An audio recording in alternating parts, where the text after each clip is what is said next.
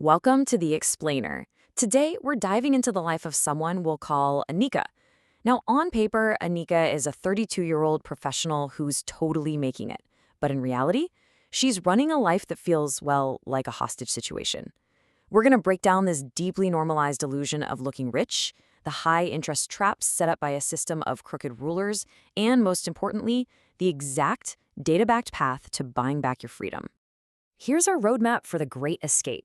First, the flashy debt trap. Second, the one-paycheck cliff. Third, sexy versus boring businesses. And finally, building your escape route. Let's get right into it. Section 1. The flashy debt trap, or the illusion of looking rich. To really understand Anika's hostage situation, just listen to this quote from the source material. "I tap that card like I've already got the money in my account." It hits hard, right? Anika is basically spending like her imaginary future self is already rich. By relying on credit cards and buy now, pay later apps just to grab basic groceries, she's essentially forcing her future self to start every single month in the red, working relentlessly just to pay off the impulses of her past self. This brings us to a wild concept, the debt lasagna. It's exactly what it sounds like, stacking bad financial choices layer by layer. It happens when you owe more on a car than it's worth, you roll that negative equity right into a new car loan, and then you use a credit card for the down payment. Yikes. For Anika, her car isn't just transportation. It's a literal weapon of debt. It's a $2.4 million decision. Think about it. If she took her $1,200 monthly car payment and invested just $770 of it instead of driving it around, she'd literally be a multimillionaire in 40 years. This whole lasagna situation leads to choices that completely defy logic. Take the example of an 18-year-old financing a $46,000 Jeep, carrying a massive monthly payment, and then working DoorDash on the side just to keep up. As she put it, just because you're broke doesn't mean you can feel broke. But here's the reality check. Buying your dream car on an entry-level income is a guaranteed way to end up financially upside down for a decade, all for that fleeting feeling of looking wealthy. And this trap absolutely extends to our living situations too.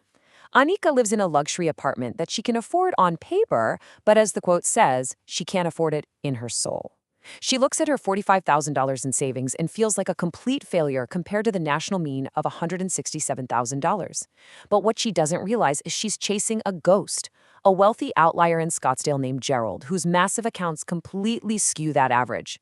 Statistically, Anika is actually winning the median race, but she doesn't know about the 5% rule, the math that proves renting and avoiding those unrecoverable costs of maintenance and property taxes is actually her fastest path to liquid wealth. Moving on to Section 2, the one-paycheck cliff, or the illusion of safety. Now, the crucial point here is this absolutely terrifying statistic. 75% of people lack a proper emergency fund. That means 3/4 of people are living right on the edge. For Anika, this means her bank account is entirely load-bearing. She lives with this constant, gnawing sense of dread, knowing that a single check engine light on her dashboard could collapse her entire financial ecosystem literally overnight. Let's look at Ram to illustrate this cliff. He brings in a solid $6,000 a month, but his expenses chew up $5,000 of it.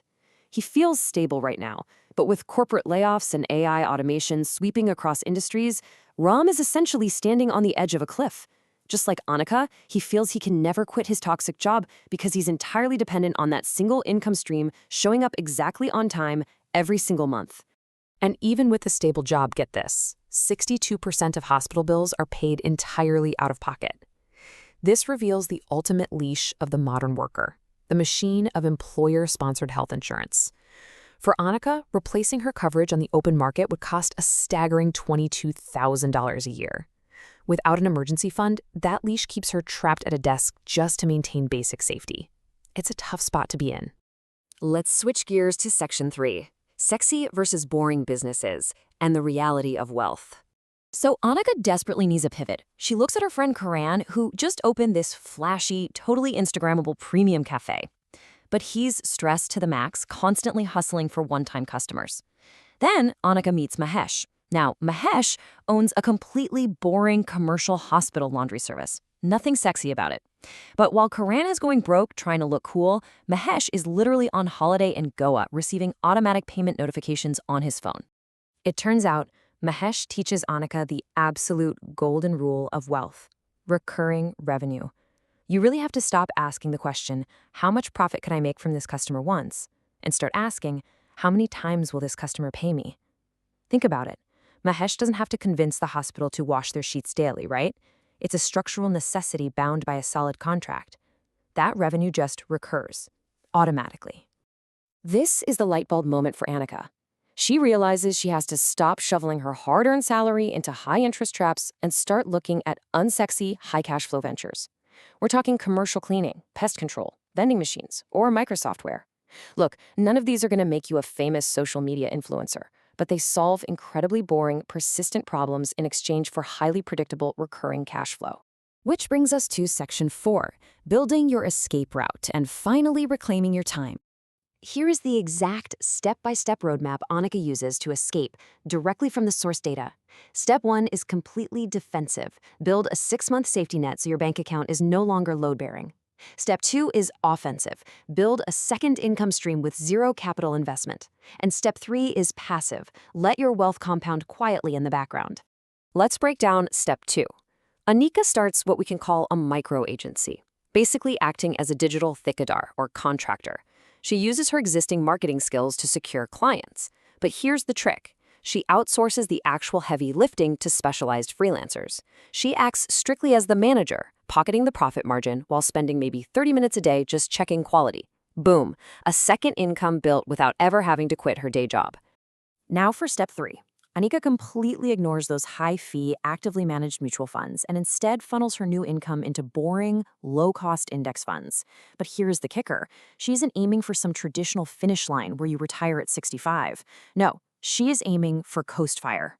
By letting the broader market passively compound her investments, her goal is to build a solid floor by age 44, a portfolio large enough that she literally never has to save another single dollar for her future ever again.